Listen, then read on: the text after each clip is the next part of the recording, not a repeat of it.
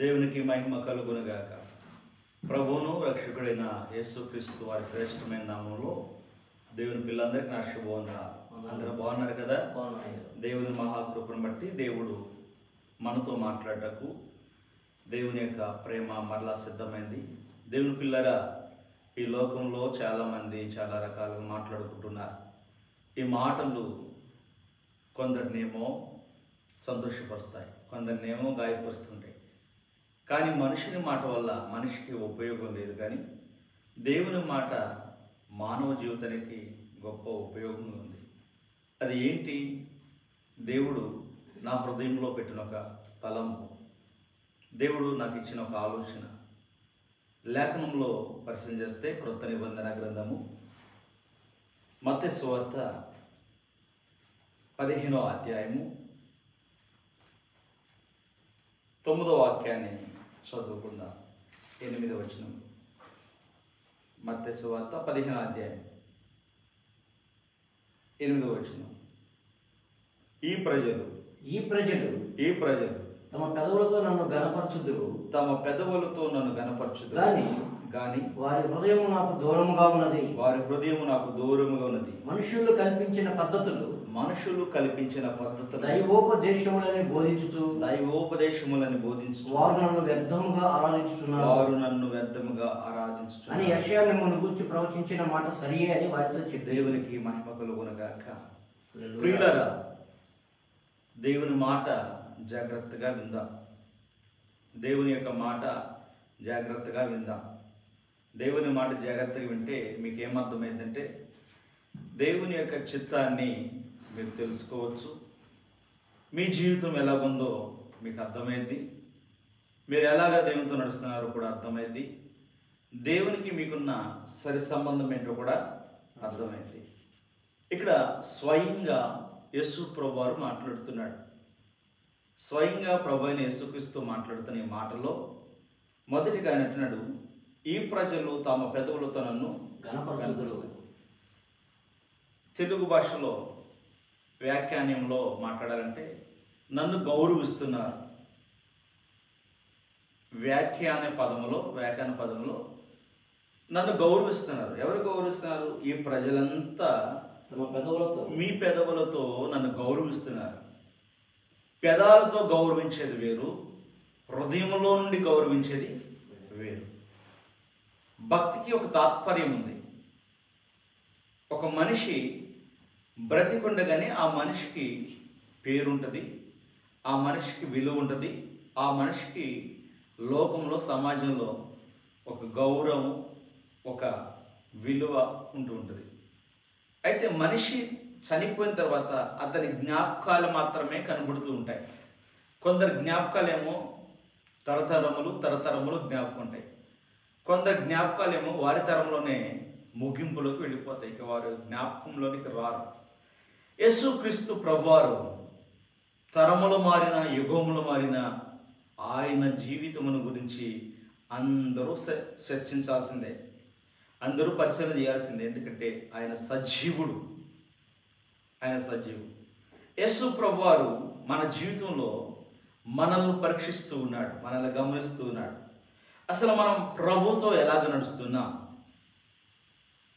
మనం దేవునితో ఎలాగ ప్రవర్తిస్తున్నాం, దేవుని యొద్ద మనము పొందుకునే మేలు కొరకు మన జీవితం ఎలాగుంది, మన జీవన శైలి ఎలాగుంది. కొందరేమో దేవుని దగ్గర అవకాశం కొరకు ప్రార్థన చేస్తూ ఉంటారు. వారి ప్రార్థన ఎలా ఉంటుందంటే అప్పటికప్పుడే వారి హృదయం అంతా ప్రభు పాదాల దగ్గర కుమ్మరించినట్టుగా, వారి కన్నీరంతా ప్రభు దగ్గరే ఖర్చు పెట్టినట్టుగా ప్రవర్తిస్తారు. కానీ ప్రభువుకు తెలుసు వారు హృదయంతో గనపరుస్తున్నారా, పెదవులతో గనపరుస్తున్నారని. ఈ ప్రజలు తమ పెదవులతో నన్ను గనపరచుదురు. పెదాలతో గనపరచటం నిజమే, పెదాలతో గనపరుస్తుంటారు. కొందరు నోటి మాటతో చాలా ఘనంగా ప్రైజులాడండి, బాగున్నారా, ఆ సిస్టర్ గారు బాగున్నారా, బ్రదర్ బాగున్నారా, పెదాలతో ఎంత తేనెకారి మాటలు మాట్లాడతారు. అసలు వారికి తప్ప ఇంకెవరికి లేదు అంత ప్రేమ అన్నట్టు మాట్లాడతారు. కానీ వారికి హృదయములో లేదు. ఆ వ్యక్తుల మీద హృదయంలో వారికి మనసు లేదు.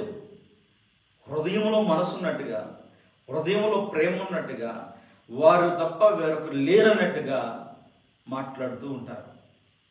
స్వయంగా యేసుక్రీస్తు ప్రభువారే చెబుతున్న మాట, ఈ ప్రజలు తమ పెదవులతో నన్ను గణపరచుదురు గాని వారి హృదయము నాకు దూరముగా ఉన్నది.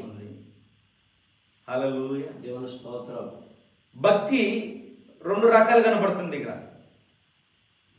ఒకటేమో పెదాలతో గణపరిచే భక్తి, రెండోదేమో హృదయములో చోటు లేని భక్తి. మొదటి భక్తి ఏమో పెదవులతో గణపరిచే భక్తి.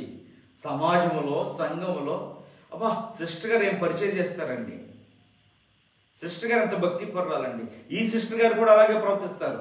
ఇక నా ఎంత భక్తి పరుడు లేడు, నా ఎంత భక్తి పరురాలు లేదు, నేను ఎంత ఆప్యాయత కలిగిన భక్తి పరురాలంటే ప్రజలు ఎదుట అడా ఊడి అంత ఎంత చేయరండి. అసలు ఇక నన్నే చూడాలి అందరూ అని ఆ పరిచర్యలు అడావుడి చేస్తుంటే నిజంగా అందరూ అనుకుంటారు, బా ఎంత దైవభక్తు, ఎంత దైవభక్తు, అంత దైవభక్తు అనుకుంటారు. దైవభక్తి ఉందో లేదో దేవునికి, ఆ వ్యక్తికి తెలుసు. పెదాలతో గణపరుస్తుందో హృదయంతో ఆరాధిస్తుందో దేవునికి, ఆ వ్యక్తికి తెలుసు. ప్రియులారా, మనుషులను మోసం చేయొచ్చు కానీ మనం ఎతటి మనసులను మోసపరచవచ్చు, కానీ దేవుని మాత్రం మోసపరచడం అసంభవం. అది అసాధ్యం, అది సాధ్యపడే పని కాదు. ఇక్కడ భక్తిలో రెండు కోణాలు కనపడుతున్నాయి. మొదటి కోణమేమో ప్రజలందరూ తమ పెదవులతో నన్ను గణపరచుదురు. ఒకవేళ నీవు కూడా ఆ పరిస్థితిలో ఉన్నావేమో, పెదవులతో గణపరిచి దేవుని క్రియలకు దూరంగా ఉన్నావేమో, నీ పెదవులు మాత్రమే అందరు ఎదుట స్తోత్రం స్తోత్రం స్తోత్రం స్తోత్రం అని, నీ హృదయంలో ఉన్న ఆలోచన ఎవరికి తెలియకుండా నీ పెదవులే మాత్రమే రన్నింగ్ కామెంట్ లాగా రన్నింగ్ రన్నింగ్ రన్నింగ్ ప్రార్థన చేస్తున్నాయేమో, కానీ నీ మనస్సును కూడా ఎరిగి ఉన్నాడు నజరేయుడైన యేసయ్య. ఆమేన్, హల్లెలూయా. దేవుడు మన అంతరంగాన్ని ఎరిగినవాడు. మొదటి భక్తి జీవితం ఏంటి? ఈ ప్రజలు తమ పెదవులతో నన్ను గణపరచెదరు. పెదాలతో గణపరిచే భక్తి కాదు దేవునికి కావాల్సింది.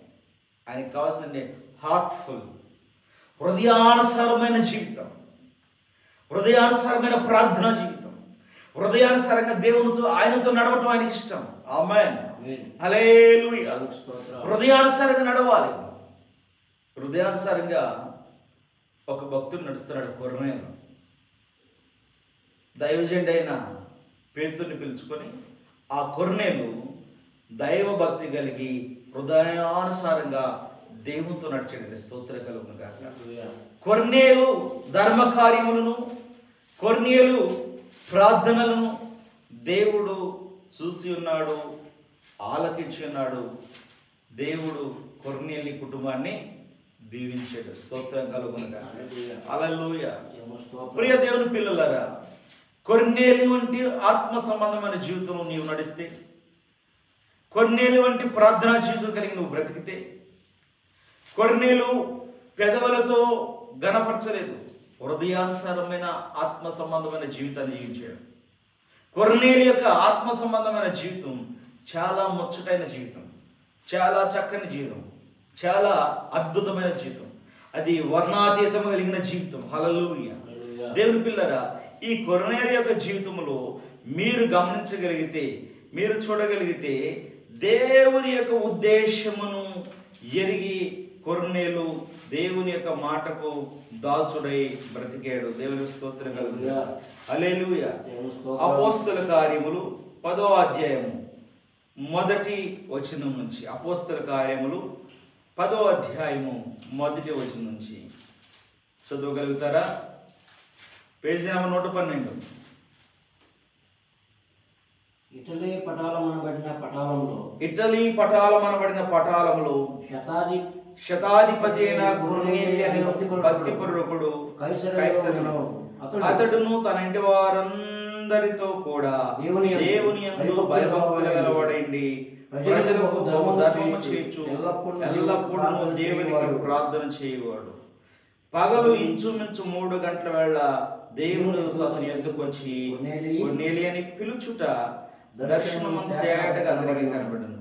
అతడు దూత వైపు తేరి చూసి భయపడి, ప్రభువా ఏమని అడిగినందుకు దూత, నీ ప్రార్థనలు నీ ధర్మకార్యము దేవుని సన్నిధికి జ్ఞాపకార్థముగా చేరినవి. దేవునికి స్తోత్రం కలుగునుగాక. హల్లెలూయా హల్లెలూయా.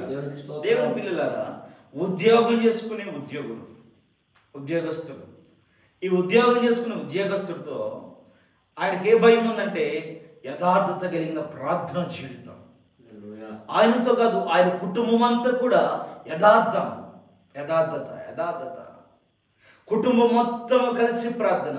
అతడు తన ఇంటి వారందరితో కూడా దేవుని యందు భయభక్తులు గలవాడై ఉండి ప్రజలకు బహుధర్మం చేయొచ్చు ఎల్లప్పుడూ దేవునికి ప్రార్థన చేయబడు. ఎల్లప్పుడూ సమయం దొరికినప్పుడల్లా ప్రార్థన. ఆమేన్ హల్లెలూయా.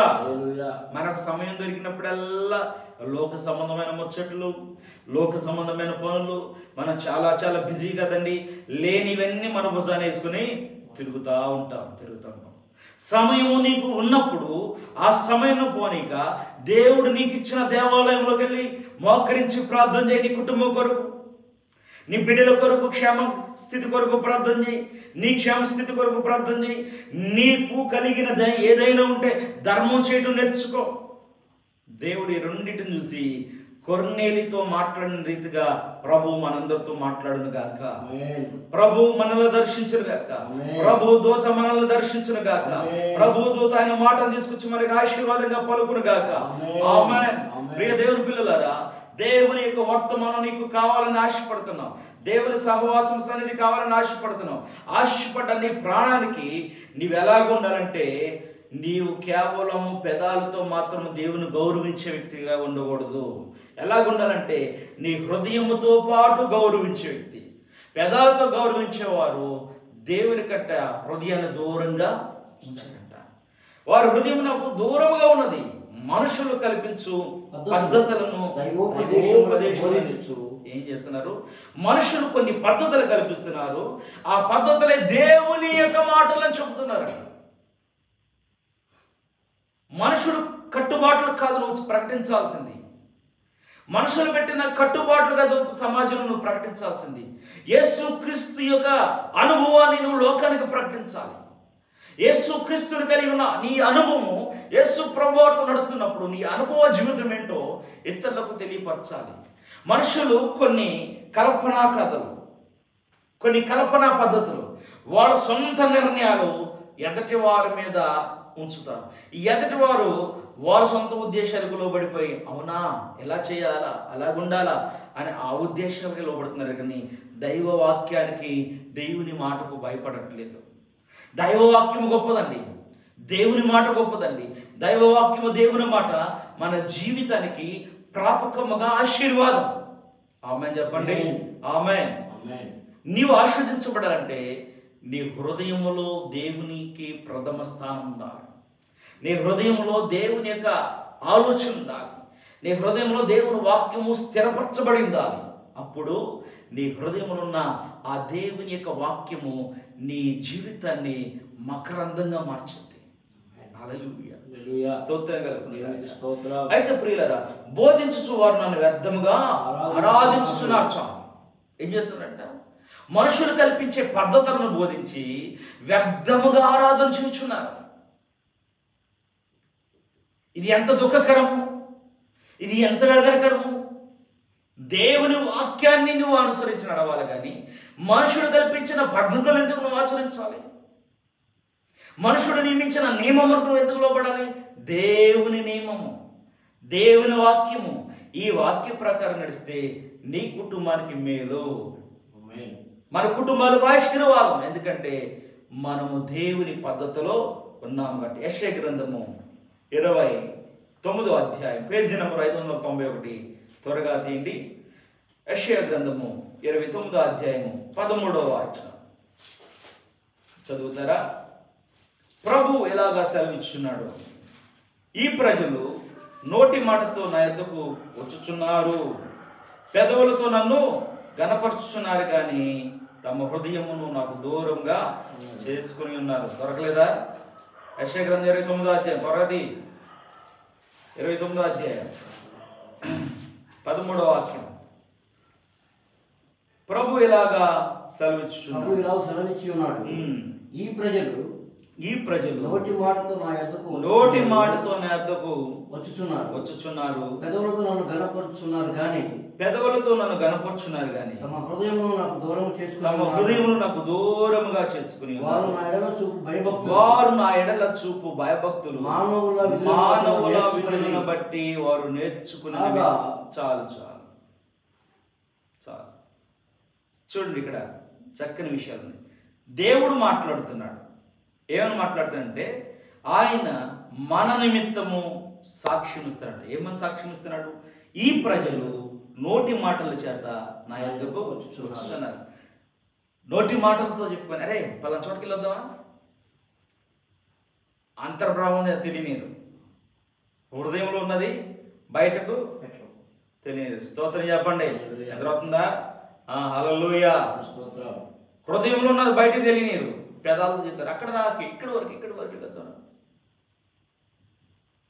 ఒక వ్యక్తి మీద పగ పెంచుకున్నవాడు ఆ వ్యక్తిని నాశనపరచాలంటే నమ్మకంగానే మాట్లాడతాడు. వీళ్ళు కూడా జీవము కలిగిన దేవుని మోసం చేస్తున్న సంగతి అర్థం కావట్లేదు. ఈ ప్రజలకు దేవుణ్ణే మోసం చేస్తున్న సంగతి అర్థం కావట్లేదు. మనుషుని కాదు మోసం చేసేది, వీళ్ళ సృష్టికర్తనే మోసం చేస్తున్నారు. సృష్టికర్తను మోసం చేయటం నేర్చుకున్నాడు మానవుడు. నేర్చుకొని ఏం చేస్తున్నాడంటే ఈ ప్రజలు నోటి మాటతో నా యొద్దకు వచ్చుచున్నారు, పెదవులతో నన్ను గనపరుచున్నారు కానీ తమ హృదయం నాకు దూరంగా చేసుకుని. స్తోత్రం కలుగుతుంది. పెదవులతో గనపరుస్తున్నారు, పెదాలతో నాకు ఆరాధన ఎందుకు? పెదవులతో నాకు ఎందుకు ప్రార్థన? నాకు నీ పెదవులతో కాదు వచ్చేది, నాకు నీ హృదయములో నుండి, ఆమేన్, హృదయములో నుండి దేవునికి ఆరాధన కావాలి. హృదయాన్నేమో వేరే వాడికి ఇచ్చి పెదాలతో దేవునికి ఇస్తానంటే దేవుడు ఒప్పుకుంటాడా? ఏమండి, సొంత బిడ్డలకేమో హృదయంలో స్థానం ఇచ్చి అన్నయ్య బిడ్డలకేమో పెదవులతో స్థానం ఇస్తే సరిపోయింది. కానీ సొంత బిడ్డలకేమో పెదవులతో స్థానం ఇచ్చి అన్నయ్య పిల్లలకేమో హృదయంలో స్థానం ఇచ్చినట్ట. ఇప్పుడు అక్కడ గొడవలు ఉంటే ఉండవా? ప్రియుల తప్పకుండా గొడవ జరిగిద్ది. మనము దేవుని పిల్లలము, మనము దేవుని యొద్దకు వచ్చాం. దేవునికి కావాల్సింది ఏంటంటే మన యొక్క హార్ట్ కావాలి. మన హార్ట్ బీట్ దేవునికి అప్పగించాలి. మన హార్ట్లో ప్రప్రథముగా దేవుని మహిమపరచాలి. స్తోత్రం కలుగును గాక. ఆయన కోరుకుంటున్నదే నీ పెదవులతో నుంచి వచ్చే ఆరాధన నాకొద్దు.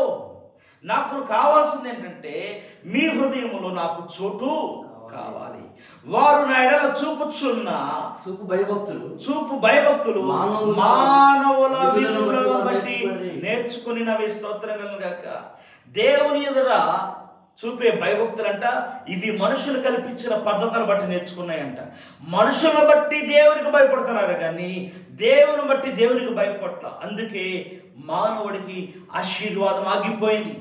అందుకే మనకు దేవుని యొక్క ఉద్దేశాలు మన కుటుంబంలో జరగట్లేదు. దేవుని మేలు మనం పొందుకోకపోతే కారణం ఏంటంటే మన హృదయమేమో దేవునికి దూరము, మన పెదవులేమో దేవునికి దగ్గర పెడుతున్నాం. పెట్టాల్సింది హృదయాన్ని దగ్గరగా, దూరం చేయాల్సింది పెదవులతో ఆరాధన. స్తోత్రం కలుగును గాక. దైవజనంగమా, యేసు ప్రభువు వారిలాగా మాట్లాడుతున్నాడు. ఇశ్రాయేలీయులను చూసి దేవుని యొక్క బిడ్డలారా, దేవుడు నీతో మాట్లాడుచున్న మాటను జ్ఞాపకం చేసుకుంటే నా దేవునికి నా హృదయపూర్వకమైన ఆరాధన నేను చేస్తున్నానా లేదా? నేను నా దేవునితో నా హృదయాన్ని పంచుతున్నానా లేదా? నా మనసుతో ఆరాధిస్తున్నానా లేదా?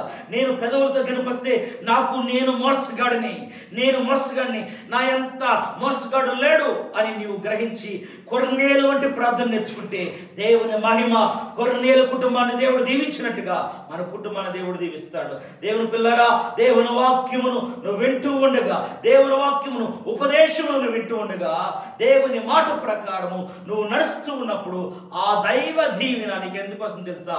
హృదయమును దేవునికి అప్పగించగాట. ఆమేన్ చెప్పండి. ఆమేన్. దేవునికి మహిమ కలుగునుగాక. హృదయాన్ని ఇచ్చిన వ్యక్తితో దేవుడు దగ్గరైపోతాడు. ఒక మాట చెబుతాను, దేవునికి హృదయమేకే శాంసన్ దూరం అయిపోయాడు. దేవునికి హృదయాన్ని పంచకే సంసోన్ దేవుని చిత్తానికి దూరం అయిపోయాడు. మరలా దేవునికి హృదయాన్ని పంచాడు, హృదయానుసారంగా ప్రార్థన చేశాడు, దేవుని దగ్గర అయ్యాడు. ఈ రాత్రి నీ హృదయం దేవునికి దూరంగా ఉందేమో. దూరం ఉంటే దేవునికి హృదయాన్ని ఇవ్వు. పెదవులను దూరపరచు. పెదవులతో ప్రార్థనతో, హృదయంతో ప్రార్థన చేయి. ఈ హృదయముతో దేవుణ్ణి ఆరాధిస్తే దేవుడు నిన్ను మహిమపరుస్తున్నాడు. ఆమె దేవుడి మాట తన వెనుకల్లో దీవించును గాక. ఆమె